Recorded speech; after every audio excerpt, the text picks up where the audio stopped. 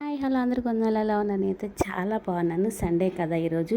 పిల్లలకైతే ఏదో ఒకటి తినాలనిపిస్తుంది కదా. మనకేమో చర్చికి వెళ్ళాలన్న హడావిడి ఉంటుంది. టైం తక్కువలో టేస్ట్ ఎక్కువగా ఉండే రెసిపీ చేసుకుందాము. ఫస్ట్ అయితే ధనియాలు, జీలకర్ర, చెక్క, లవంగా, యాలక ఇవన్నీ వేపి గ్రైండ్ చేసి పక్కన పెట్టేసుకోవాలి. స్టవ్ మీద ప్యాన్ పెట్టి ఆయిల్ వేసి ఆయిల్ హీట్ అయిన తర్వాత యాలక, చెక్క, లవంగా, ఆనియన్స్, పచ్చిమిర్చి వేసి కొంచెం వేగిన తర్వాత కడిగి పెట్టుకున్న చికెన్ కూడా వేసి కొంచెం సాల్ట్ వేసి అలాగా నూనెలో చక్కగా మగ్గనివ్వాలి ఫ్రెండ్స్. చక్కగా మగ్గిన తర్వాత చూడండి, ఇలాగ మగ్గిన తర్వాత కొంచెం అల్లం వెల్లుల్లి పేస్ట్, కరివేపాకు వేయండి. ఇలా కరివేపాకు వేస్తే ఈ ఫ్లేవర్ అంతా దానికి బాగా పడుతుంది. కరివేపాకు వేసిన తర్వాత ఇప్పుడు మనం గ్రైండ్ చేసి పెట్టుకున్న గరం మసాలా కూడా వేయండి. తర్వాత ఉప్పు, కారం వేసి చక్కగా వేగిన తర్వాత కొత్తిమీరతో గార్నిష్ చేసి దించేసుకోండి. చాలా టేస్టీగా ఈజీగా అయిపోయి టేస్టీ చికెన్ ఫ్రై అయితే రెడీ అవుతుంది. సండే కదా, చర్చికి వెళ్ళటం అస్సలు మర్చిపోకండి.